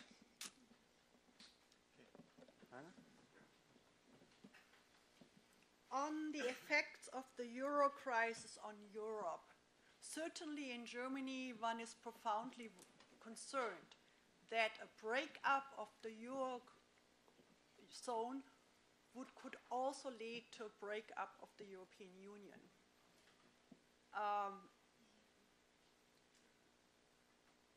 Why are we so concerned? Because if it leads to a disintegration among the Eurozone world, there could be further disintegration of the other achievements. The exclusive focus on the Eurozone at the moment distracts attention from the broader achievement of the European Union. There is simply no debate anymore about gains from broader areas and trade integration, which have been tremendous in Europe. Concentration, trades, flows, nobody talks about that. And there is the exclusive crisis focus on the Eurozone issue, on the Eurozone undermines the consensus for the broader project. I say that in particular in Germany, because Germany has gained massively from this project, politically, economically, not only because we have an undervalued currency, because we now, our machines are cheaper abroad than we would be without the euro. That's more to it. Integrated trade areas,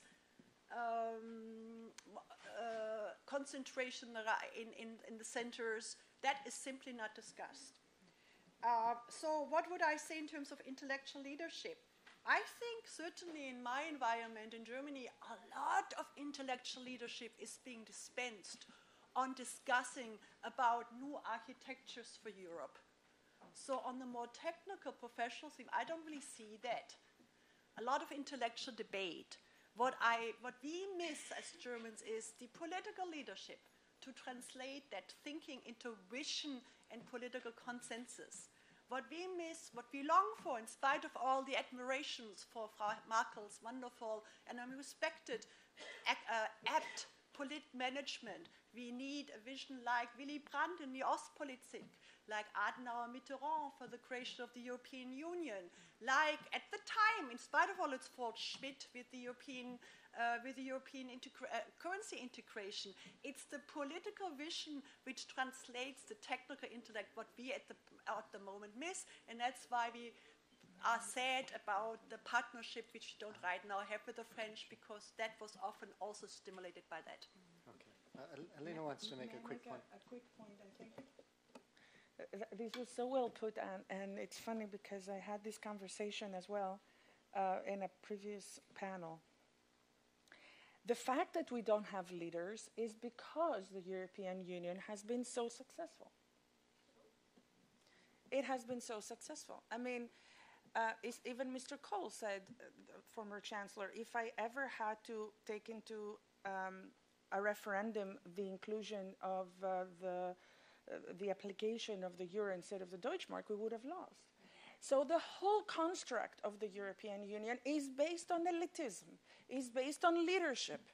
Why? Because we had a continent that was completely ripped apart with wars and centuries of wars and brain drain, as I mentioned earlier. So we were desperate to create a middle class. And what happens when you create a middle class? In a country like Europe, where no one likes each other, you have to create a middle class through processes, directive, Brussels. Does that remind you of something? And then everything has to be translated into Greek and Slovenian and whatever other language you want. And then in the end of the day, we're all very disappointed because we don't have leaders. But clearly, we don't have leaders because we have managed to achieve the goal of, from the Atlantic to the Urals, for 75 years, peace. All right? I wish the Middle East would have loved to have that type of agreement. But now it's a time to move on. We need to, like good Darwinians, we need to go to the second level. We need to sit down around the table and say, where do we want to go next? And that is what is missing, because no one is willing to do that, because everybody's really happy in their little 10,000 euro job in Brussels, or 20,000, whatever. They don't want to leave it. They want to, if we go to bed, maybe tomorrow morning we won't have to deal with it. We open up for a second round. We have a question there in the back. In the back. Here next. Okay, please. Lieve Louet from the class of 83, 84. I think some of the three panelists already touched on it. My question is very simple. More Europe or less Europe? My name is Julie Hackett from the class of 2003. Mine was more just an observation, and I hope my friends here will still, my European friends will still want to drink with me tonight. But I just wanted a quick question, observation about, from the outside, maybe what seems like a little bit of inflexibility at times among populations to accept some of the change that has to come. And I know the big debate about austerity measures and taking things away so rapidly, but for example, the cost of education that has basically been free and now it's very pricey, and coming from the US for us, we don't even think about education being free. But I'm just wondering, in terms of in the future, what the populations can do to try and work along with these situations, because these are possibly growing pains into the next phase of what's coming, and whether or not there can be some flexibility for change in the countries that are suffering through these crises. Okay, thank you. A few more. Hi, this is Suzanne Hallegard from class of 93. Wondered if you could comment on the Cameron-Merkel axis. Where are you? Where are you? Can you stand? Hello. Yeah, maybe you want to stand. I wondered if you could comment on the Merkel-Cameron axis that has developed recently. Cameron. Okay. Can we move up here? Me? Can we get this gentleman? I guess me.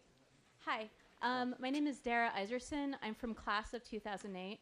I'd like to actually piggyback on Carmela's comments. This is very impressive that you have 3 women up here. And I'd like to actually ask about, as you've climbed up the ladder professionally, how have you seen attitudes towards women changing?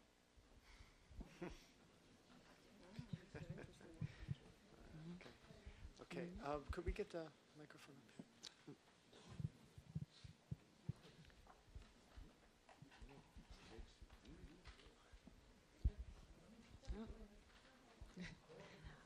Roseanne Oliver from the class of 1973. Just wanted to give you the opportunity to comment. You've talked about an intellectual crisis, but another kind of crisis that's not maybe as fashionable or for us to talk about. You all truly at the base of things seem to be talking also about a crisis of values or morals, if you will. And I'd like to ask you to comment on that. Okay, maybe a couple more. Yes, this gentleman. Okay, please. Rudolf Solonik from a class of 73. You are an institutional economist, is that right? So that's good to hear. So I think the discussion and the handling of the crisis is dominated only by economists, and that's bad. We are talking about processes, we are talking about institutional differences and shortcomings which have to be overcome, and this we are talking about 10 and 20 years. And I want to, why is there not more honesty about this?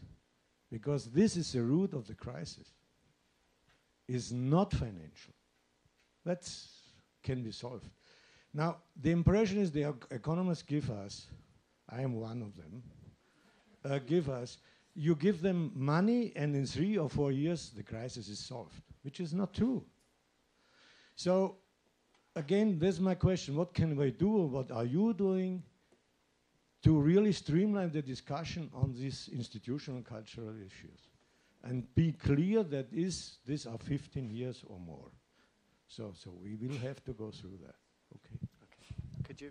Could we have one, just 2 more? This gentleman here, please. Okay. Yeah, just okay. Floris keep van them very Straten, quick, the please. 1983 class. I hear a lot of talk about leadership, but I was thinking that perhaps we are getting actually the leaders that we deserve. I'm especially thinking of the case of Mario Monti. When he finally came to power in Italy, then everybody heaved a great sigh of relief. He was an economist, very well versed in European matters, intellectually very well versed in all European traditions. He led the country for just over a year. There were elections, and no Italians voted for him, only 10% or 12% or so. I did. So is there really any hope for Europe when people like that are also so easily thrown out again? Okay, thanks. Just take one more question. This gentleman's been waiting a long time, so please. I thought I... Okay, well, one more, of course, Axel next. It's quick. Very quick. And probably a distraction. Probably a distraction of you. It's Axel Neuwohn, what am I, 63. I noticed that the attention the crisis is receiving in all public discussion certainly would appear to have been at the expense of the attention global warming has received. Do you consider this a blessing, a terrible thing to happen, or do you not care? Okay, please go. John Childers, class of 63. I am actually profoundly discouraged by the speakers today, particularly from Greece and Iceland, and others have touched on this, but I think it's lack of leadership. But it's not only a European problem, it's an American problem too. We haven't had a budget in 4 years. We're totally paralyzed at the moment. We have a far left and a far right, and the middle is gone. And I'm not sure where we go from here. I think my only hope is that our speaker from Iceland will run for President of the United States. Okay, why don't we, I'm sorry I have to close the questions right now because we're running out of time. And one thing I've learned in my very long career is that one does not mess with the cocktail party. So I would like to give each of the panelists, starting with Arna, 2 minutes to respond to global warming, changing roles of women, the moral crisis. Do we need more or less Europe? Okay, well, the Germans and I certainly do not think that throwing money and solving the financial crisis is, the financial issue is the way what one has to do. And I had hoped that I made this clear. We believe, that there is a profound problem with the architecture. That if you put very unequal economies together, which you can do, many of our nation states do that. We do that in Germany. But then you need to have constructs which put these together, and you have to accept that there will be transfers. But you also have to agree on common rules, and you need to have agreement on consensus and authority to enforce these common rules. So the answer to this is we need more Europe, not less Europe.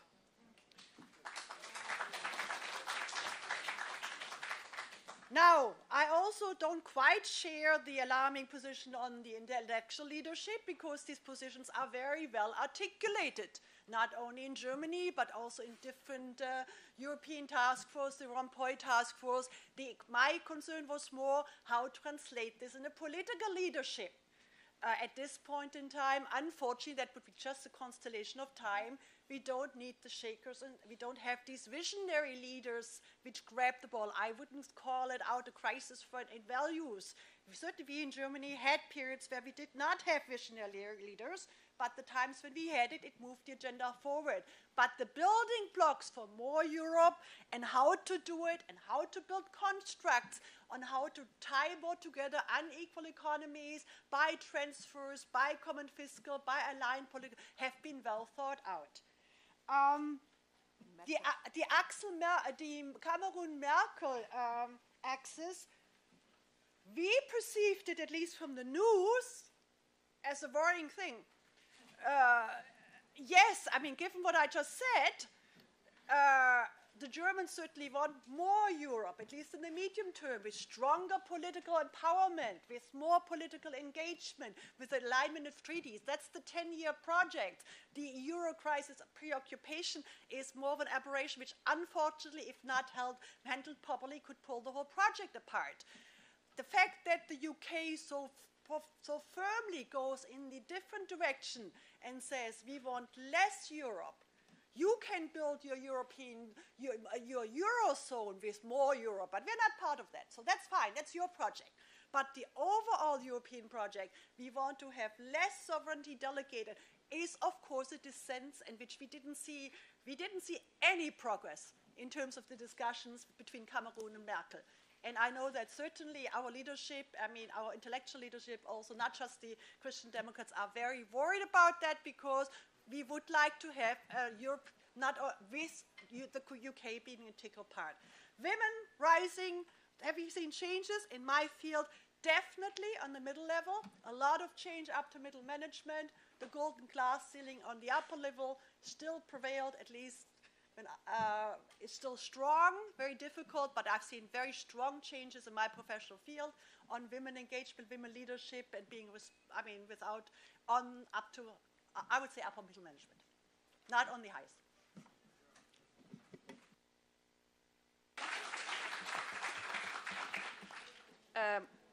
More Europe or less Europe, I think that we're going to end up with more Europe for a part of those. We have almost 30 countries, and I do not see, as like the situation is now, that every country can have more Europe. I think it might be time that some of it, a part of it, the most integrated part, and the ones that are ready, really do need more Europe. The other ones might actually need some more time to catch up. The model doesn't seem to have worked totally, or maybe they were just taken in too early, or etc. So both more and less. Now the attitude towards women, it was actually really interesting. During the campaign last year, I had 50 journalists from all over Europe, especially from Southern Europe. I had like 20 French journalists coming to my home saying, you have a prime minister that's a woman and gay. You have a Speaker of the House, newly elected bishop, you women everywhere, what's going on? And what I was trying to say, it doesn't reflect what's going on. It doesn't reflect the development of society in general.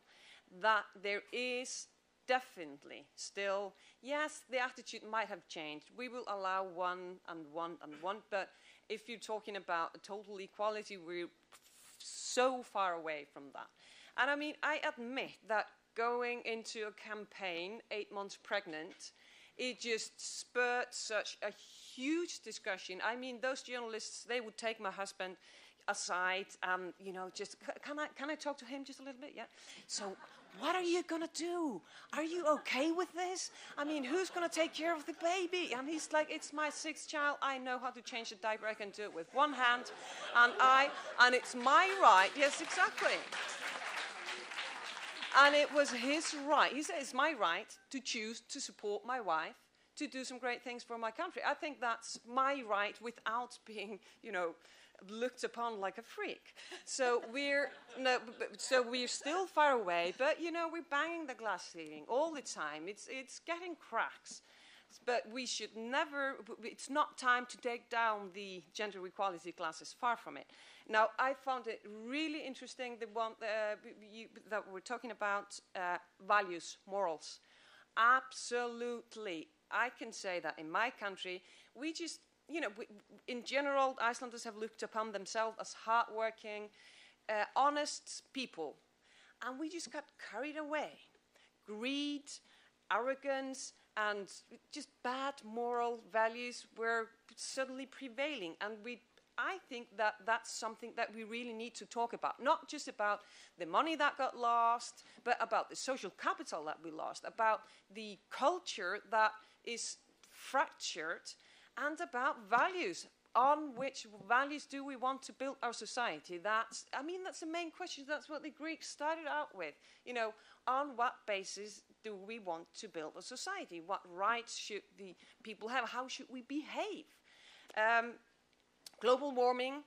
Now, okay, don't take this too seriously, but, we joke about it in Iceland. Icelanders tend to like global warming a little bit because it's, it means that the summers are warmer and we have all this green energy that is just skyrocketing in price, and we don't have high emission because of all the green energy. So that global warming has got in the shadow. I think it's bad because it's something that we need to focus on. But actually, I think it might work together. When you're getting out of the crisis, you have to be innovative. You can't just dig up more coals. That it might actually connect with just new technology that is going to diminish global warming. Did I exceed the 2 minutes? Okay, thanks.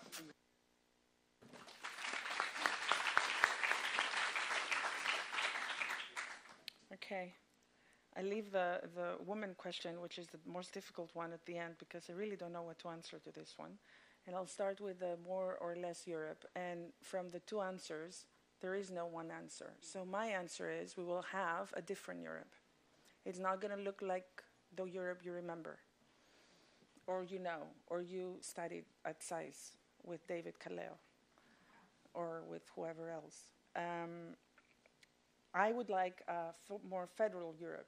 I'm a Greek that has lived for over 20 years in America, and I have to tell you, I really like America because we don't, over there, we don't just sit back and think about who is to blame, who is not to blame. Let's go to 51 congressional parliaments and ask them if we're going to have a TARP or not, and by the time we go to the 40th, we have 10 banks that have, collapsed.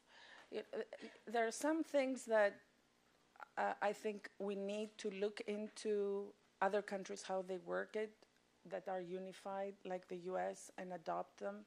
And some other things we need to keep them ourselves. But it's very clear from listening to Anne, from being in Europe for the last 3 years, no one looks eye to eye about what this is Europe we're in. We're completely confused here. That's a complete answer on that one. So I think we will have a different Europe. My personal preference is to have more of a federal Europe, but whatever it's going to happen, it's not depending on me. So we'll see. Second,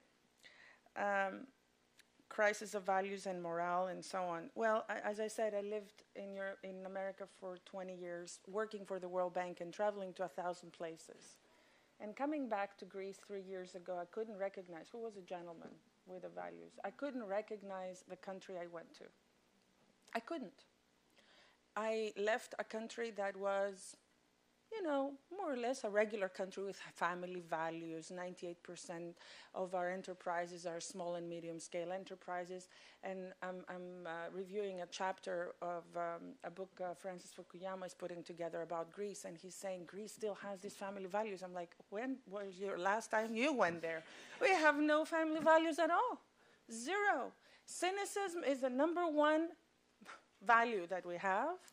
Everybody takes care of themselves. We've turned to become completely individualistic and opportunistic. We're becoming exactly a developing country. We got an opportunity right now, grab it, because you don't know when you're going to get it tomorrow. There is no such a thing as a friendship. If you go to thoughtforaction.org, which is the foundation we put together, there is a little welcoming letter that I wrote, which if you read it, you'll say, is this a Greek writing about Greece? What are you talking about? Yes, all our relationships do not last more than 10 minutes.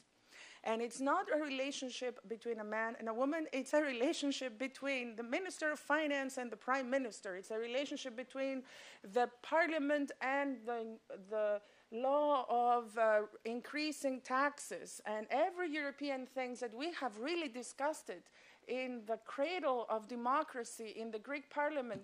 Gentlemen, we have not discussed it. Zero. It was in our boxes, mailboxes at 10 in the morning, and at 10 at night we're supposed to say yes or no, and therefore we're told what to say. So we're saying yes because, we're together with the party that is in favor of, not getting out of the Eurozone and so on and wanting to get the package. We are eroding further. We eroded because of cheap money in 2004, around that time. Now we're eroding further. Now, a fantastic, just one point about the macroeconomists. There was a fantastic question about the domination of the economists versus institutional economists. You're absolutely right. Whoever was the gentleman was on that side. You're completely right. The Troika has zero connection with institutional economics. I don't think they understood incentives or incentive theory or public choice, as far as I'm concerned. And we have a terrible combination here. The only ones who know about economics are the IMF people. God bless. If the only mixture of people in a party that comes to your country to resolve your problem is the IMF, you're really in trouble. In addition to that, the IMF itself is not the IMF that Anne and I remembers, because when Strauss-Kahn came, there was a strong fear, the strong criticism from the NGOs at the time that the IMF has to eliminate itself because there are no more crises, for God's sakes, Whoever learned economics, that there is cyclicity, right? So there are no more crises. Latin America is doing so much better. Asia is no longer in crisis. Europe is doing so well. Eliminate the IMF. So in about 3 months, 830 people were gone from the IMF, the institutional memory of the IMF. So right now, we're having, penguin suits walking around Europe that are from the IMF, and the last memory they have of any of the crises that I'm trying so hard through Thought for Action to present to Greece is Argentina 2002. And everybody's talking about Argentina. Well, you know what? We had Asia in 97, 98. We had all of Latin America in the early 90s. Where is this? Out of 190 countries, 80% of the countries have defaulted once in their lifetimes. Where is this information? And then we have connected it with an emotional aspect, which is the European Union, with two organizations, the Commission and the ECB, that is not in their terms of reference to write bailout plans. No one was hired in the ECB to be anything else but a banker that sits in front of a bloody computer and checks out whatever statistical elements needs to check out. Or in the Commission that finds out about directives A, B, paragraph 3 about, I don't know, how the curve of the banana should be. None of these two organizations ever were called in to do, this is a true element actually, they were called in to ever come to a crisis of that sort. So that's why we have this blaming game. What do I do about it? I suggest it all the time, and I will say it today as well. What do we do in those cases? We attach conditionalities with measurable structural reform changes. In other words, come to Greece, please, in 3 months' time and tell me what was the case flow management of the courts of the Peloponnese and the courts of Macedonia and the courts of Attica. Because if you have 80% of the court flow stuck in some sort of an archive that is not even able to be found, and many times maybe, challenged by some fire, earthquake, or damp, you can reduce wages as much as you want. If the court system is blocked, there is nothing you can do. We don't have a land registry in Greece, but we don't have it in France too. So every time I go to Greece and say, we need to have a unified land registry, they tell me all the vested interest, but we don't have it in Brussels, and we don't have it in France, and we don't have it in I'm like, okay, so who cares about the other countries? We do. When I'm talking about something, whatever. You're right. I agree. All right, so we're done. Okay. Global warming was answered. I'm not going to talk on that one. Okay, well, I apologize. We're unfortunately out of time, but I think that we've learned a great deal from this panel. We heard some negative things about economists at the end, but I was very happy that most of the blame went to politics and politicians for once. So we will hopefully be seeing more Greek and Latin in the curriculum, as well as micro and macro. And I think we should keep in mind that crisis may be a Greek word, but in the Chinese character, it's both danger and opportunity. So let's hope in the future it'll go in there. So, yeah. I've been asked to make some housekeeping comments by the organizers. First of all, to remind everyone that tomorrow morning, 11 a.m., will be our next panel on revisions in world politics. Secondly, when we go out for the reception, it's actually on 3 different levels. We have it here in the bar, on the mezzanine, and up in the penthouse. So everyone doesn't have to be, upstairs so that the place collapses. Okay? And I should also remind everyone of the BC Fuzz concert tomorrow evening if you want to come. All right. So, thank you.